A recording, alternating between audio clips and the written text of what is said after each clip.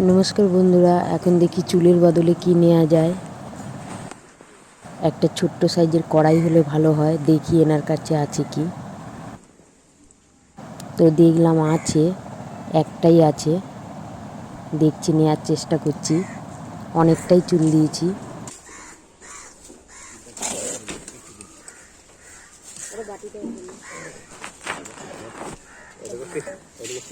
না আমি এরকমই দিই নাই তো সবাই না নিয়ে আনলে কি ওদিনে একটু নরম হয়ে গেছে চুলটা, মানে অনেকদিন রাখা গেছে তো একটু ড্যামেজ হয়ে গেছে।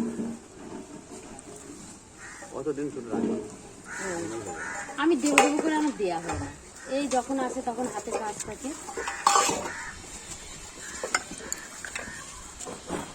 তো কড়াইটা দিল, তার সাথে একটা বাটিও দিল, চেয়েছি বলে।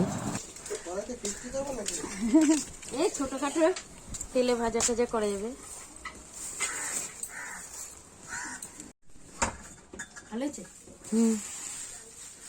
এই দেখুন, আপনাদের দেখাচ্ছি কড়াইটা বেশ ছোট্ট সাইজের, আর বাটিটা দেখুন, বেশ ভাল লাগছে মনটা। এখন আমি বসে নারকেল পাতাগুলো ছাড়াচ্ছি, কাঠিগুলো বের করে রাখি, কেউ আসলে দিতে পারবো। মানে অনেকেই কিনতে আসে, 60 টাকা করে কেজি নিই। কেউ 500 নেয়, কেউ 1 কেজি নেয়, কেউ আবার 2 কেজিও নিয়ে নেয়।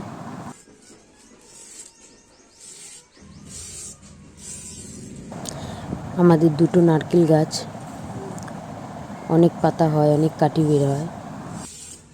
পাতাগুলো উনুনে জাল দিয়ে ভাত করা হয়, আর কাঠিগুলো বিক্রি করে দিই।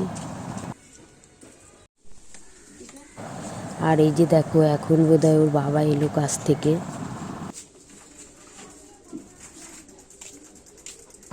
আজকে তাড়াতাড়ি চলে এসেছে।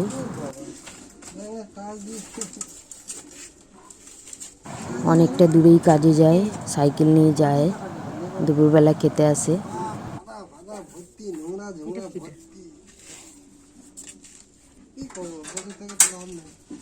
মানে এগুলো হজরামি।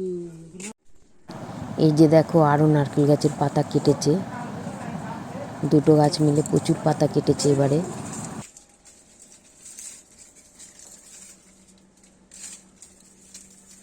দুটো নারকেল গাছে আমাদের বেশ নারকেল ধরে।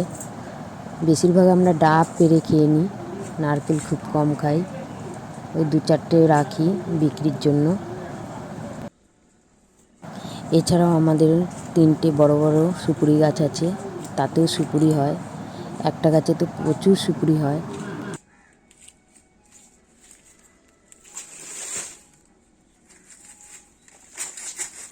আমি বললাম, খারাপ পাতা ছোটো পাতা আলাদা করে রেখে দাও, তাহলে কাটি ছাড়ানোর সময় আমার সুবিধা হবে, মানে তখন আর বেছে রাখতে হবে না। পাতাগুলোর যে মোটা অংশটা, ওটাও ছোট ছোট করে কেটে, চালা চালা করে কেটে শুকো দিলে বেশ আগুন জ্বলে।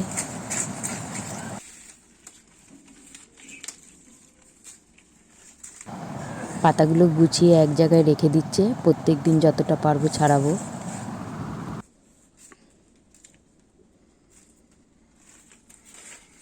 বাইরে কাজ করে এলো, আবার ঘরে এসেও কাজ করতে হচ্ছে দেখুন। এছাড়া নারকেল গাছে নিজেই ওঠে, উঠে নারকেল পাড়ে, ডাব পাড়ে।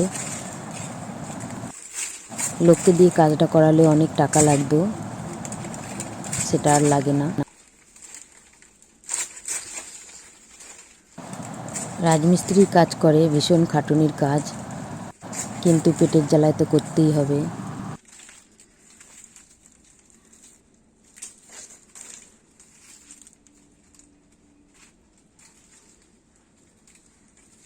বাছাবুচিটা করেই দিচ্ছে, আমাকে আর করতে হবে না।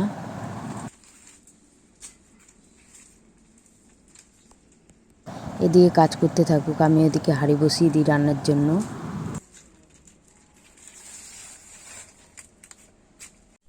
তো এইদিকে আমি হাঁড়ি বসিয়ে দিলাম, দেখো জল দিয়ে দিয়েছি।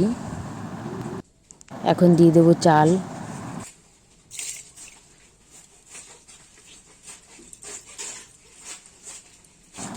সত্যি কথা বলতে আমরা 3 বেলাই ভাত খাই, ভাত খেতে আমাদের ভালো লাগে। রুটিটা আমার মেয়েরাও পছন্দ করে না, আমিও পছন্দ করি না, ওর বাবা খায়। এদিকের গ্যাসটাও জ্বেলে দেবো আলু সেদ্ধ করার জন্য।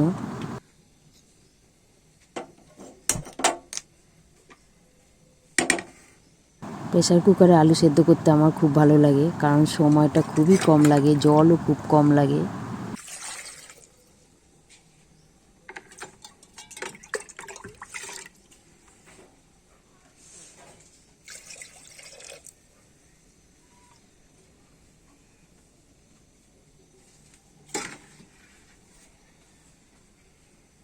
এখন ঢাকনাটা দিয়ে দেবো।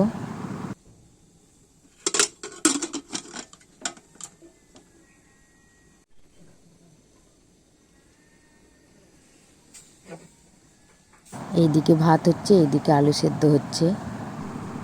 আর এখানে দেখো রেশনের চাল বস্তায়। এখন দেখো হাঁড়িতে আমি কচু সেদ্ধ করে নেবো। এগুলো বুনো কচু, লাল রঙের, খেতে কিন্তু হেভি স্বাদ লাগে। এই কচু শাকগুলো এত ভালো, একটু গলা কুটকুট করে না। আমাদের ওর বাবা যেখানে কাজ করে সেখান থেকে নিয়ে এসেছে। আর এখন দেখো এই কচু শাক দিয়ে আমি ভাত খাচ্ছি।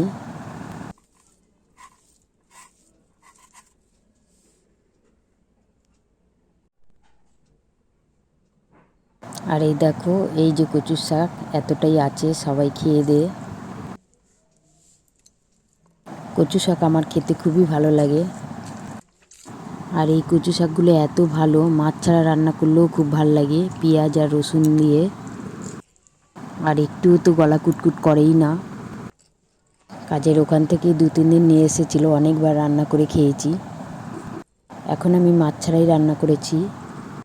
এই শাকটা চিংড়ি মাছ বা মাছের মাথা দিয়ে রান্না করলে বেশ ভালো লাগে। যাই হোক, আজকের ব্লগটি এখানেই শেষ করলাম। ভালো লাগলে লাইক, শেয়ার আর সাবস্ক্রাইব করে দেবেন। সবাই সুস্থ থাকবেন, ভালো থাকবেন।